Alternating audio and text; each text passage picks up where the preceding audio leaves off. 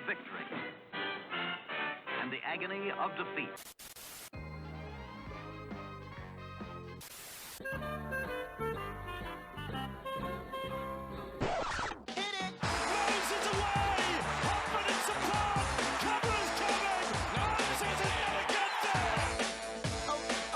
Madison, great ball around the corner, Penasini, he beats them all! Junior Polar out wide, bumped away from Trindle, Sharks coming through, none of them can hold him!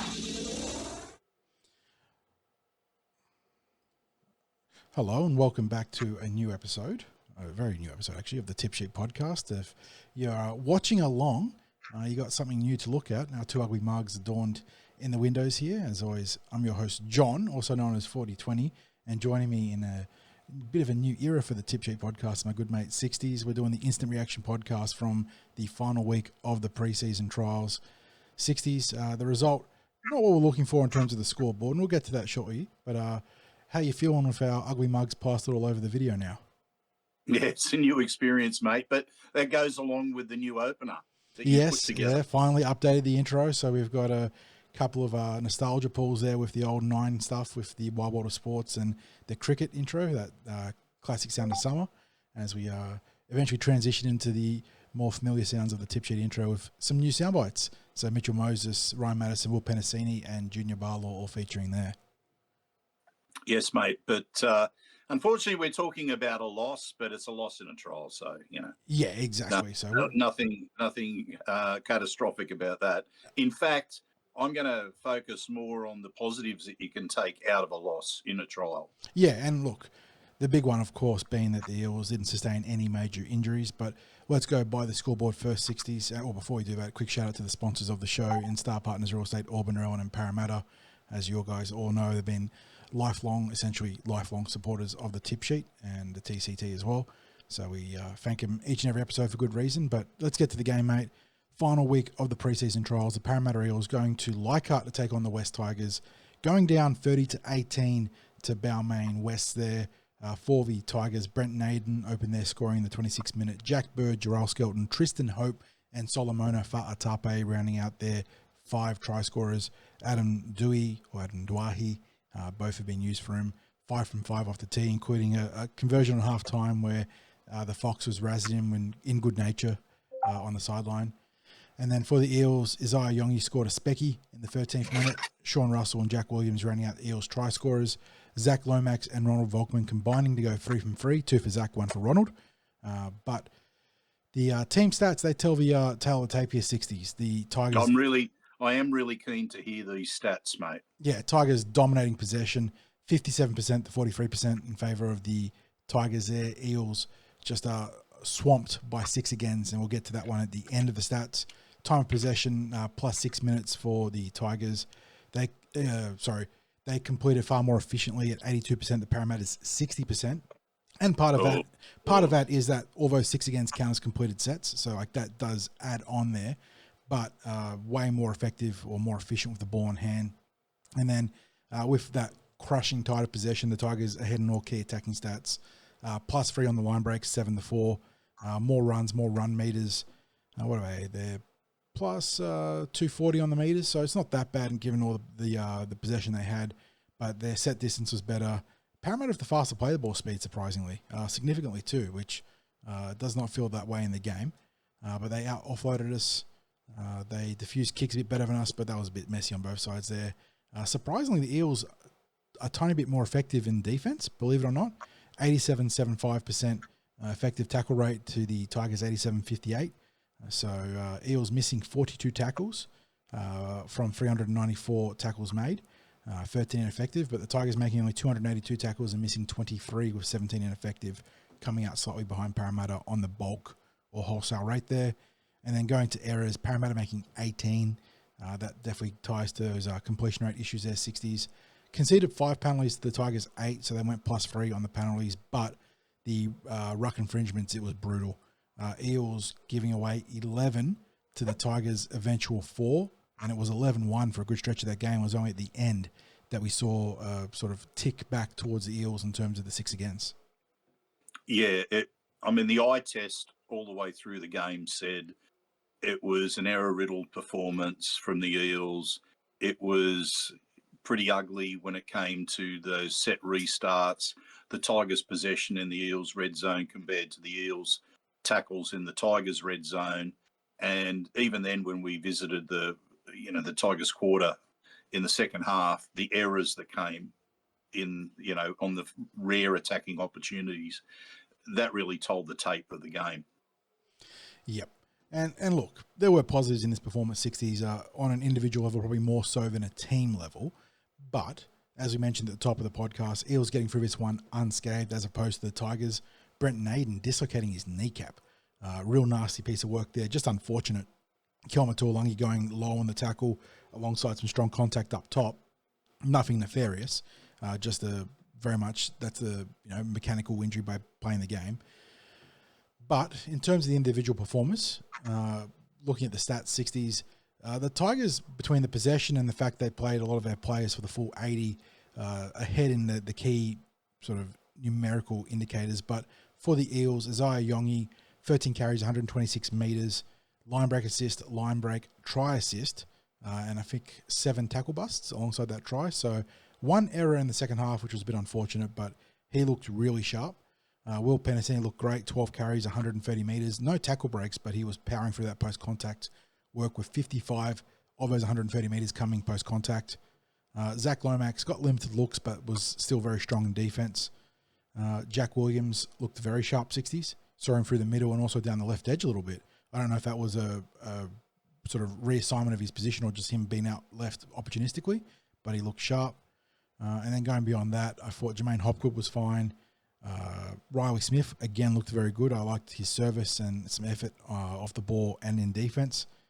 And then just a number of young guys having solid contributions, but not as fluid on a team level as we saw last week, but conditions also greasier. And then you throw in the issues with the ball in hand in terms of completion rate, and it makes sense. Look, I found it really hard to assess some of the players in terms of attack because of those problems with set completions and the little ball that the Eels had in comparison with the Tigers. I guess in retrospect, getting 18 points under those circumstances was, probably almost a little surprising because there weren't too many visits to the Tigers' red zone. We didn't complete too many sets down there. So let's talk about the tries that were scored for a start so that we can digest some of that. The first try that was scored and it was a real individual effort by Iongi. What can you say about that? I mean, you saw that combination of that speed off the mark, the power pulling through a tackle. It let us see exactly why he's going to be the Eels fullback this season. Yeah, that scrum piece was just the perfect blend of examples as to why the Eels were looking to introduce a new element at number one, wasn't it? And again, we love Clint Gufferson, and what he brings to the table is completely different to a lot of other fullbacks. But you saw Iongi using his speed to change alignment from the back of the scrum, threatening to shade left but then switching right, then using that speed to get on the outside of the initial defense, and then the contact balance to fight through and get to the second level and then get clear for the try. Guffo does plenty for the Eels, or did plenty for the Eels, but that's not the sort of try that he can score. So a real shining example of why Iongi was targeted by the Parramatta Eels. And look, Joash Papali certainly didn't do anything wrong today in his opportunities. He didn't get many of them, but that was probably a pretty clear-cut example of why Iongi is the number one for the number one. And, of course, Iongi then featured in the second try. Yeah. I thought it was a wonderful pass out of dummy half. Riley Smith rifling it across the left. Yeah, and then don't underestimate what Arpa did there too. He held the ball up beautifully. Let the sort of, you talk about tempo and rhythm, he let Iongi get to his spot, and then Isaiah just throws the beautiful pass. And the little head fake to the cutout. Like, what a great sequence from Isaiah there. Just the nuance of the ball playing was really crisp. Yeah, absolutely. And I'm a little bit disappointed that we didn't get to see more of his attack because the Eels just didn't have the type of quality possession that could unleash him a little bit more. The Eels' third try coming in the second half, which was from second phase play from Luca Moretti. Yes, yep. Yeah, Luca came on, had a really nice impact in that window. Comes on there and I think that said he got 2 offloads, right? And then the second one was the one that led to Riley Smith getting the ball to Ryan Madison, who then played at the front of the defense to Jack Williams, who pushed into that gap. And that was just really nice second phase heads-up football from the forward pack there. And, yeah, a really deserving try there for Jack Williams, who I thought was excellent. Some real jolting jackhammer-type tackles in defense. He was really leading the way there. Some tidy carries around the ruck, and then he gets that try. So you look at the way the Eels constructed those 3 tries, really encouraging stuff. It was just what was in between those patches of play where they weren't getting to their kick. They were turning the ball over cheaply. And look, in saying that, Ashley Klein blew the PR the whistle. He was in mid-season form. It was look, I know refs also have things they're working on the trials, but that felt like a, did you come here to see the ref? Or did you come here to see the player sort of like passage at times? And while the Eels got caned in 6 agains, they obviously came out ahead in penalties. So you can't complain on that front, but it did feel like the Tigers got real big waves of possession on the back of those 6 agains. And then... Yeah, and I think that's the nature of the 6 again. And also where you get it. So that if you're getting a lot of those 6 agains in the red zone, which they were getting, it really makes it difficult to defend, because it's not like, you earn a line dropout, there's a little period of rest, what have you. It's just an extended period of possession. Now, all teams would be training for that. And, I often see, as people who read the preseason training reports that I write, whether it was Brad Arthur as coach or now Jason Ryles as coach, the squad works on extended periods defending the line. Yep. So it's just, play after play after play of one of the teams in the scrimmages just having a whole wave of possession like that. So the team gets to practice that defence. The Eels were certainly made to practice that in a trial game today, because, as you say, that wave after wave of attack. And there's obviously going to be some big teaching tape, because a number of senior players were found lacking. It started with Wirra McGregor early on, Alex Twell getting the better of him through the middle. That went to Matt Dury getting beaten in front of the sticks. You had, on top of that, Kelma Tuolungi having a bad miss on Lockie Galvin with the show and go, which, look, Galvin's very talented, but surely on the tip sheet, it's in big, bold letters, he loves to dummy. And Kelma caught lacking there. And then finally, and I don't blame Madison as much for this one, because if you go back, my initial reaction was to say Madison was lazy. And I think he would have been a bit quicker getting back the marker, but you go back and watch, and I believe that the play the ball, I don't know which Tiger it was, but they walked through the ruck. Like they went off the mark, pushed Madison out of position, enabled the dummy half to get out there and cause the try for Tristan Hope at dummy half, I think it was. So they're the ones that really stood out for me off the top of my head defensively, where it was like, oh, come on, guys, you need to be better than that. By the same token, there was some great slide and cover defense down the right side in particular. They scrambled pretty well throughout the game. Tigers generated some opportunities. Eels managed to rally and recover. So not all doom and gloom defensively, but certainly they're going to do that video review with Jason Ryles, and they're going to point to some pretty glaring mistakes in defense. Yeah, look, I'm going to be looking in particular, because he's going to be a starter, for Kelma to tidy up some defence, because I thought there were a couple of moments where, as an edge defender, he hit and he didn't stick. Yep. And then there was also, I can't remember if it was that try from Tristan Hope where you're talking about Maddo, but Kelma got caught. I think he was the secondary marker there, But Maddo was slotted in at the one there, Olivier, at dummy half. And like I said, going back on the replay, I felt like the Tiger walked off the mark, which was something I felt the Tigers got away with a lot in this game. Klein was calling a lot of 6 against the Eels, but letting the Tigers get pretty sloppy off the ruck. But that wasn't why we lost, and it's a trial, so who cares? But yes, defensively, definitely Kelma. There was some good contact there from the big man, but he certainly did not have a great game defensively. Had very little impact offensively, because the Eels just didn't play down the right edge. So he had a very good showing against the Knights. Less so this week, but with Mitchell Moses returning for round 1, you think he's going to be a lot better for that. Yeah, and you know the communication's going to be better on that edge with Moses back out there. And really, both sides were missing key players.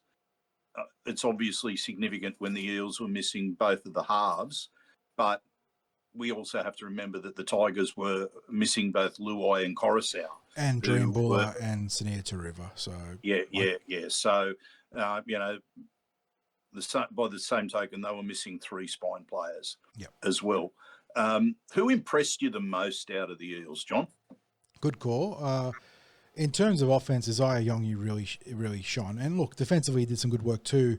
The try before half-time, where I felt there was a forward pass in the final pass there, but Iongi made a great play defensively to cut down the runner down our right edge, because they pushed through with that second phase play, and it looked like it was dead, but they got the ball free. But I thought Iongi did a good job there. So he obviously had a really good game, barring that one drop in the second half. And then it's a lot of, we shout out Jack Williams before. I thought that barring one drop, that Jermaine Hopgood was excellent, got through a lot of work, 60s, 33 tackles in 40 minutes in the first half. So he got through a mountain defensively, had some nice carries. Didn't get to use that shape through the middle that you probably expect the Eels to have with Jermaine. And that's perhaps a function of no Moses, no Dylan being there to sort of speed up that tempo offensively, where Jermaine's balls become that much better. Beyond that, I thought Will Penasini, very good. Actually, Sean Russell, I thought he did a lot of good work rucking it out, which is a positive sign given that the Eels are going to be relying on him and presumably Jake Tungor for round 1. Speaking of Tungor, on a slight negative 60s, didn't like the hustle for that try to Brent Naden. Felt like he got to the ball first. It's just one of those things. I know it's a trial, but you want to see him hustling on all those plays. So yeah. And I'm sure that's something. When they go through the video, I'm sure that's going to be something that will be that pointed Ryles out. will put the spotlight on. Yeah, absolutely. And especially where it's most likely that Tungor's going to get the start with the Fox out in round 1. I think we saw positions 1 to 5 being finalised in this trial, and maybe a couple of other certain starters that were involved in the game. Outside of, and I know you've sort of touched on this before in the broad coverage of the players that you felt stood out for the Eels, but of the fringe players, who are the ones that you think made a statement about their pre-season and are players to watch in, say, New South Wales Cup during this year? Well, I think there's a clear standout across the first 2 games. Well, only 2 games of the preseason. Riley Smith.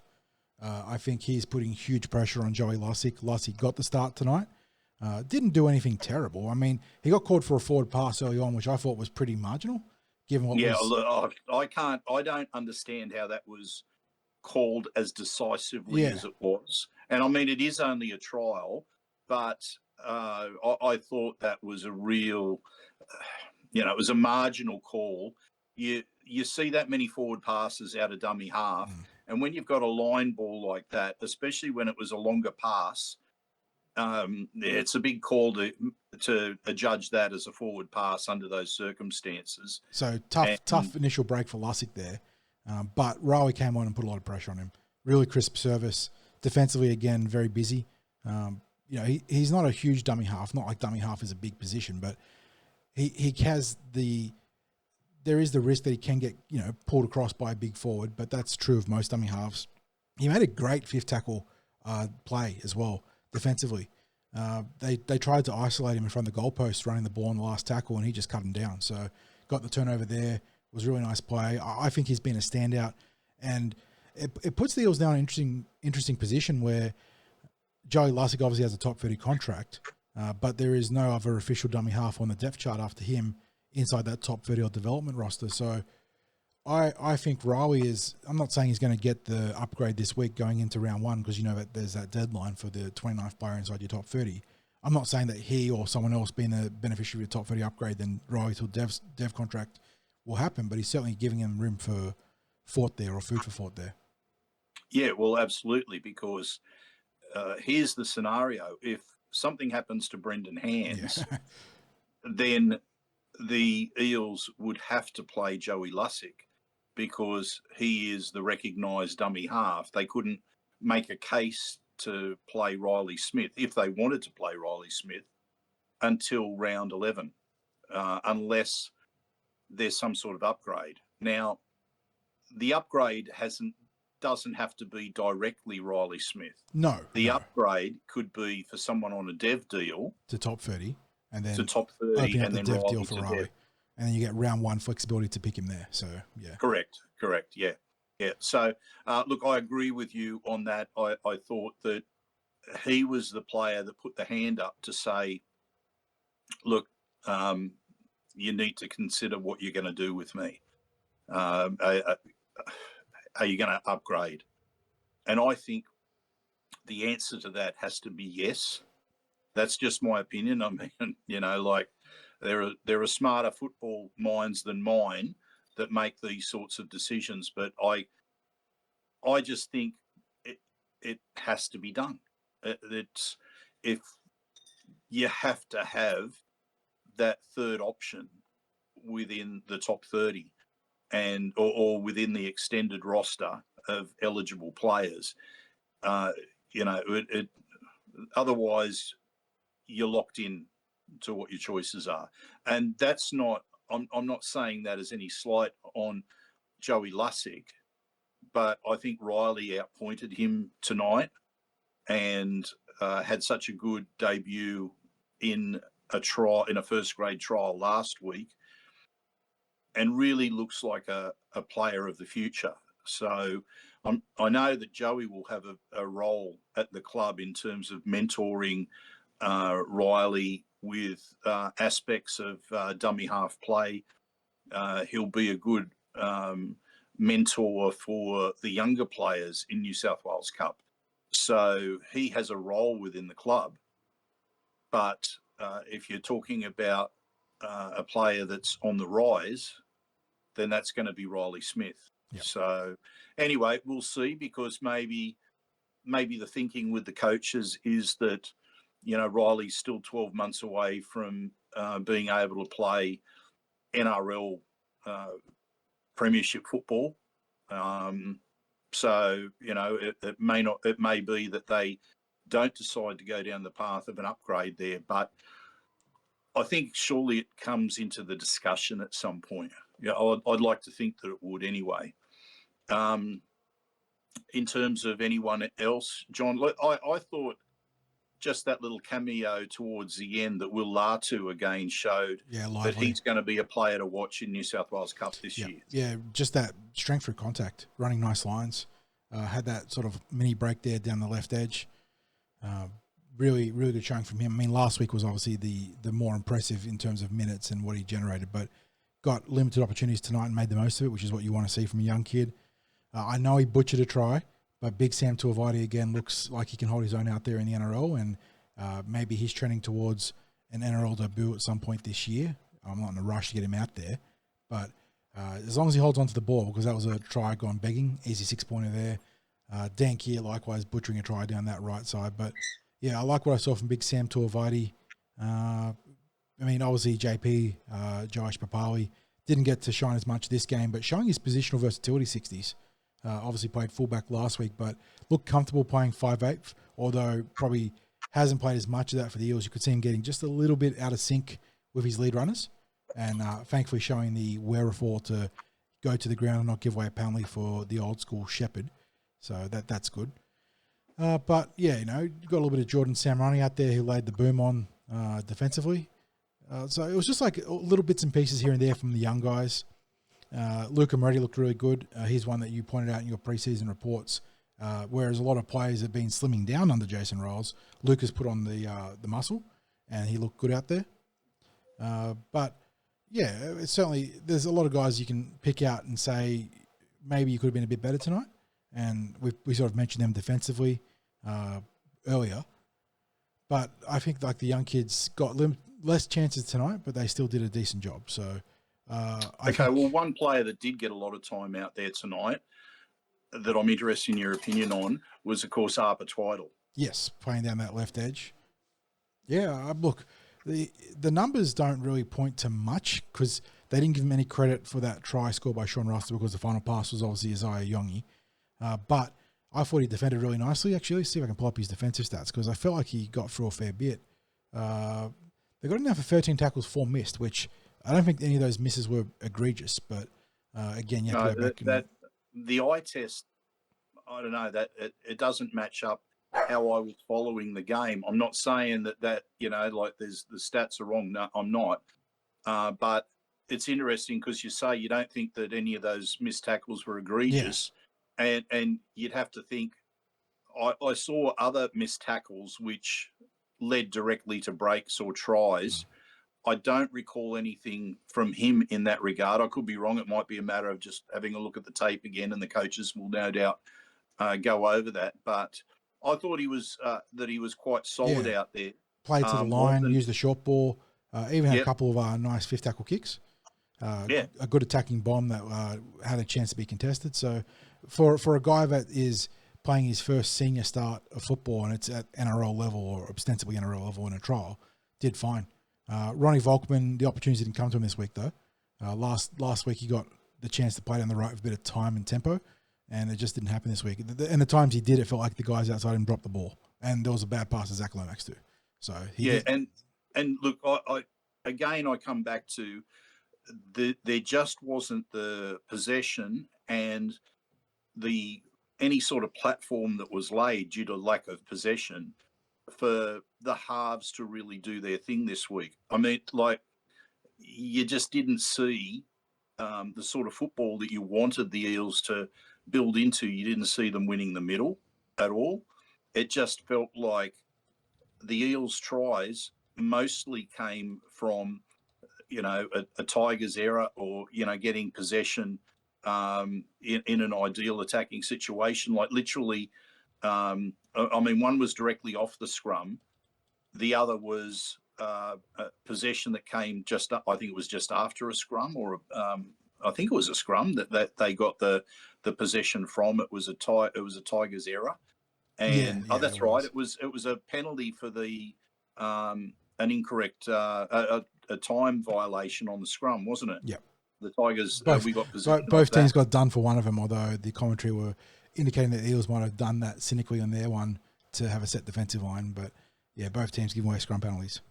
Yeah, but anyway, the Eels with getting those sorts of possessions, I don't think they had to do anything to win that field position on those ones.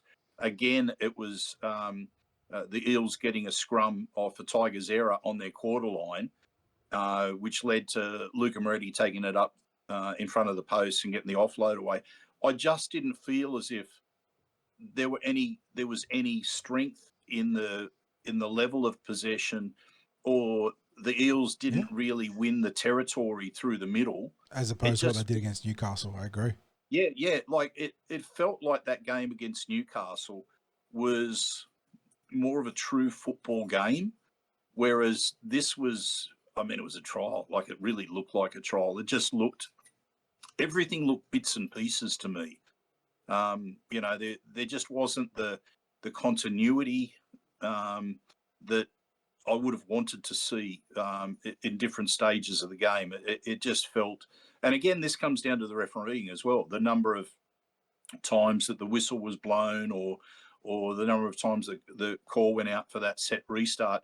Probably the only team that got that string of possession in any degree was the Tigers through those set restarts. Agreed. So, a little bit ugly from the Eels. As I said, that performance isn't worrying me because I think it gave Jason Ryles certainly something that an assessment that he could work on. You look at if he's looking at that game, he's saying, okay, we're not up to scratch here. We're not up to scratch there. We need to work on this. We need to work on that. And he was probably thinking the same out of that Newcastle trial. Yeah. But I think in terms of the mindset of the Eels players, a loss there means they're not going to get ahead of themselves coming into round one. They're not going to be patting themselves on the back and going, don't we look great at the start of the season? No, you don't. You've had a decent You've had a very good pre-season. You've had a good hit out in the first trial. You've had a reasonably ordinary second trial. Nothing that we're pushing a panic button about, but it's a trial where we come out of it with a lot more to work on than we have pats on the back after it. Plenty to work on between now and round one, which I expect. But then also, that the combinations are going to be different because players are going to come into the team for round one. And maybe there's some players who were borderline selections who either played their way into round one or played their way out of the team for round one. I guess that's going to be the talking point. I think probably Ryles had his team pretty well settled in his mind. Whether those last two performances are going to change that anyway, I'm not so sure. Did we end up finding any reason for Gideon Katonga's late withdrawal from the team? Not that I could see reported, 60s. No, I didn't around. See. And obviously, you're happy that Will Latu got a look in for it, but Gideon was presumably the round one starter, so it was interesting to see him drop out. Yeah. So I don't know whether he got nicked up at training before the captain's run, because I can't remember him being in the captain's run. I know Will Latu arrived to do the captain's run, so but I wasn't really paying attention because there's so many players out on the field, and with 28 players there, to be honest, I just didn't notice. So it was, and we did our preview podcast when news had you give me the call in the evening saying you haven't put the podcast up yet, right? And we're like, yeah, I did. It's like, because Will Latu's in Gideon's house. It's like classic podcast tip sheet luck. Yeah, absolutely. So anyway, mate, have you got any final takes on this match? Look, it's a trial. I know the Eels didn't play as well as last week, so there's reason to look at the tape and say, yes, they can improve a lot. By the same token, no need to panic. I know we have Melbourne in round one, but like you said, I think Jason Ryles deep down maybe wanted a little bit more of a rougher tape to work with, so you can't go into round one with complacency. And I know it's Melbourne, so you can't be complacent anyway given their record in round one. But if you had two big wins in the preseason, sometimes you start gassing yourself up a little bit, and that's certainly not going to happen for Parramatta. Key thing is no major injuries to speak of. We have to find out what's happened to Gideon, why he missed this game, but that was obviously, if it was an issue, a training issue, so nothing to come from the trial. The Eels look really shaping up to be really interesting to follow in the Cup and Flag now as a result of what we're seeing here. The young guys that are stepping up, and we'll see them tomorrow as well with the Flag and Cup trials out at, not Lidcombe, at Granville, right, 60s? Yes. Yeah. Yep. So is it Lidcombe? It is Lidcombe, isn't it? It's Granville for the ball, Lidcombe for the other two trials. Correct. So, yeah, really, really excited for what we're going to see on the field in round one. We haven't seen the final form of the Eels, which means that there's a bit of a mystery element going into round one. Obviously, no Moses, no Brown, no Junior. Who else are we missing? Obviously, Gideon. I'm missing a couple other players here, right? Joe. No Offengahi today as well. So the Eels certainly nowhere near their full form, let alone guys like Addo Carr and Bailey Simonson who are due back post round one. So really, really excited. This game, look, the Tigers played all right tonight as well. Don't disregard the fact that they came out there and they played some good football. So they came out with a point to prove, which is what we sort of suspected would be the case, right? That coming in, it's not just the backlash from Spoon Bowl, but it's a derby game for the West Tigers, and they take it very, very seriously always. And they came out there and played some good football. So Parramatta are fine, mate. I know, but also following along with some mates online in a game day thread, and emotions got a bit hot because of all the errors, and it's understandable. That's game day football. When you're live in the moment, you get frustrated, but it's a trial. We got through unscathed. Some of the new recruits and some of the fringe guys really started to shine.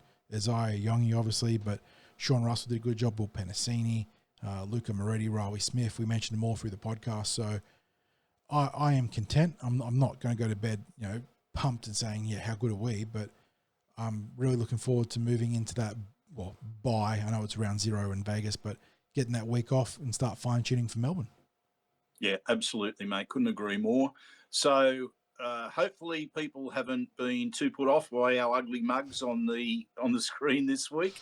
Let us know what you think about flipping to the audio visual option rather than just going audio with our podcasts. Let us know what you think about the new opener.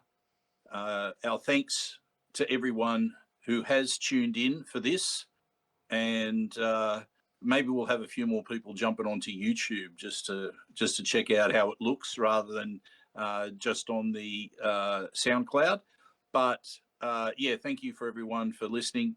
Thanks to you, John, for another fine job. Thanks to Star Partners Real Estate, Auburn, Rellan and Parramatta. They're great support basically since day dot.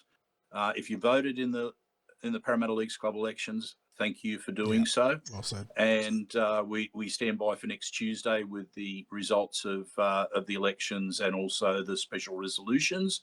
But in the meantime, as I always say, go you mighty Eels.